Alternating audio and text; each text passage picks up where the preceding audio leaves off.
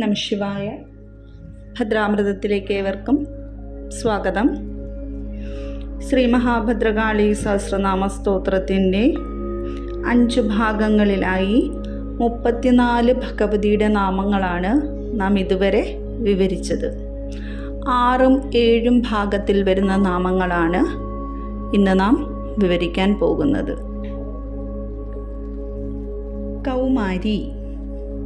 സപ്തമാതൃശക്തികളിൽ സുബ്രഹ്മണ്യ പത്നിയായിരിക്കുന്നവൾ കൗമാരി എന്നു നാമം. താന്ത്രിക മതമനുസരിച്ച് 16 വയസ്സിനകത്ത് വിവാഹം കഴിച്ചിട്ടില്ലാത്ത നാരിയെ കുമാരി എന്നു വിളിക്കുന്നു. അതനുസരിച്ച് ആ പ്രായം വരേക്കുമുള്ള എല്ലാ സ്ത്രീകളും നിത്യശുദ്ധയായ ദേവിയെന്നു കാണാം. കുലജ. ശ്രേഷ്ഠമായതിനെല്ലാം ജന്മം നൽകുന്നവൾ ദേവി. കുലീനമായ കുടുംബത്തിൽ പുത്രന്മാരെയും പുത്രിമാരെയും ഗർഭം ധരിക്കുന്നവൾ. കുലജ 12 ജ്യോതിർലിംഗങ്ങളിൽ ഒന്നായ ആന്ധ്രയിലെ ശ്രീശൈലം കൗമാരപർവ്വതം എന്നും അറിയപ്പെടുന്നു. ഈ പർവ്വതത്തിലെ കുലത്തിൽ ജാതയായവളെന്നും ഭഗവതിയെ അറിയപ്പെടുന്നു. കൃഷ്ണ. കൃഷ്ണദേഹ കൃശോധരി. വസുദേവൻ നന്ദനനായ കൃഷ്ണനും മായാഭഗവതിയുടെ അവതാരം തന്നെ. കൃഷ്ണൻ സാക്ഷാൽ കാളി തന്നെയെന്ന് താന്ത്രിക മതം. കറുത്ത പക്ഷത്തിൻ്റെ നിറമുള്ളതിനാൽ ഭഗവാനെ കൃഷ്ണൻ എന്ന് വിളിക്കുന്നു. ഭഗവാന്റെ കാളിമ എന്നത് ശക്തിയെ സൂചിപ്പിക്കുന്നു. അതുകൊണ്ട് തന്നെ കൃഷ്ണദേഹ എന്നും ദേവിയെ വിളിക്കുന്നു. ചുരുങ്ങിയ അരക്കെട്ടിനാൽ സുന്ദരിയായിരിക്കുന്നവളാകയാൽ കൃശോധരി എന്നും നാമം. ദ്വാരകയിലെ ശ്രീകൃഷ്ണ വിഗ്രഹത്തിൽ ഈ കാളിമ നമുക്ക് ദർശിക്കാവുന്നതാണ്. കൃശാംഗി. കുലിശാംഗി. മെലിഞ്ഞ അംഗങ്ങളോടു കൂടിയവൾ അഥവാ സൂക്ഷ്മമായ അംഗത്തോടു കൂടിയ ദേവിയെ കൃശാംഗി എന്ന് വിളിക്കുന്നു.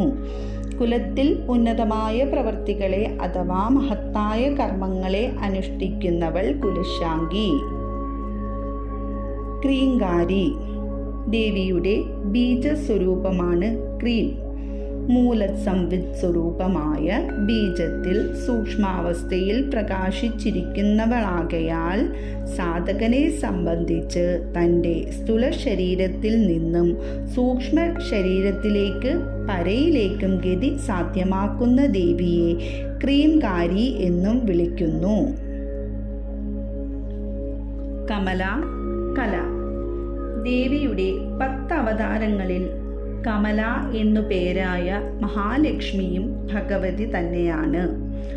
സൂക്ഷ്മ ശരീരത്തിലെ ക്രീംകാരധ്വനി പത്മദളങ്ങളെ ഉണർത്തുമ്പോൾ 1000 ദളങ്ങളുള്ള താമരയായി വിളങ്ങുന്ന ലക്ഷ്മിയും ദേവിയും കാലത്തിൻ്റെയും മരണത്തെയും ദേവതയായ മഹാകാളിയുടെ അംശമാണ്. തങ്പൂരിലെ പൂർണ്ണഗിരി പീഠത്തിൽ ദേവി അധിഷ്ഠാനം ചെയ്യുന്നതായാണ് വിശ്വാസം. സമ്പത്തിൻ്റെയും ഐശ്വര്യത്തെയും ദാതാവായിരിക്കുന്ന ദേവി തന്നെയാണ് കലയായും വിളങ്ങുന്നത്. ആദ്യകല എന്നത് ചെറുനാക്കിൽ തുടങ്ങുന്നതാണ്. ജീവസംവിത്തായ പൂർണ്ണാമൃത കലയാണ് ദേവി. എല്ലാവിധ ഗുണങ്ങളെയും കലകളെന്നു പറയാം. സോമകലകൾ 16 പൂജയിൽ, ചതുഷ്ഷഷ്ടി ഉപചാരം 64 ഹഠയോഗത്തിൽ, അജഭായോഗത്തിൽ 334 കലകൾ പറയപ്പെടുന്ന നൃത്തം, നാട്യം തുടങ്ങിയ 64 കലകൾ വേറെയും. ഇതെല്ലാം തന്നെ ദേവിയായ പരമേശ്വരിയാകുന്നു. കരാളസ്ഥ. കരാളി. തീക്ഷ്ണമായി നീണ്ട ക്രോധ പല്ലുകളോടുകൂടി വിടർന്ന വായോടുകൂടിയിരിക്കുന്ന ദേവി കരാളസ്ഥയാകുന്നു. തന്നിലേക്ക് എല്ലാം സ്വീകരിച്ചുകൊണ്ട് അഥവാ ഉള്ളടക്കിക്കൊണ്ട് ഭയാനകമായിരിക്കുന്നവളാകയാൽ കരാളിയെന്നു നാമം. എപ്പോഴാണോ തൻ്റെ സംഹാരതത്വം പ്രകടീഭവിക്കുന്നത്, ദേവി ഭീകര ദ്രംഷ്ടകളോടെ തൻ്റെ കരാളഭാവത്തെ സ്വീകരിക്കുന്നു. മഹാപ്രളയത്തിൽ ഭഗവതി തന്നിലേക്ക് എല്ലാം ഉള്ളടക്കുന്നതിനായി പ്രകൃതിയെ കാലമാക്കുന്ന തൻ്റെ ജിഹ്വയിലേക്ക് ഹോമിക്കുന്നു. ദേവിയുടെ സപ്തജിഹ്വകളിൽ ഭയാനകമാകുന്നവൾ കരാളി. കുലകാന്ത അപരാജിത. സംഹാരരൂപിണിയായി കരാളിയാകുമ്പോൾ പോലും ജയിക്കാനാവാത്ത സൗന്ദര്യത്തോടുകൂടി കുലകാന്ത കുലസുന്ദരിയായി ദേവി ശോഭിക്കുന്നു. ഉഗ്ര ഉഗ്രപ്രഭ ദീപ്ത. അതിശക്തമായ ഭാവത്തെ ദേവി സ്വീകരിക്കുമ്പോൾ പ്രാണാർജം മുഴുവനും പുറത്തേക്ക് ബഹിർഗമിക്കും. ആ സമയം ഉഗ്രഭാവരൂപിണിയാണ്. തൻ്റെ ഉഗ്രഭാവം നിമിത്തം ദേവിക്ക് ചുറ്റിലും അതിശക്തമത്തായ പ്രഭ തിളങ്ങി നിൽക്കും. ആ ഉഗ്രപ്രഭയിൽ പ്രകാശിക്കുന്നവളാകയാൽ സദാ ജ്വലിക്കുന്നവൾ ദീപ്ത എന്നും നാമം. വിപ്രചിത്ത മഹാബല. ബ്രഹ്മപര്യന്തമെത്തുന്ന അവബോധത്തിൻ്റെ ചിത്തത്തോടെ ശോഭിക്കുന്നവൾ വിപ്രചിത്ത.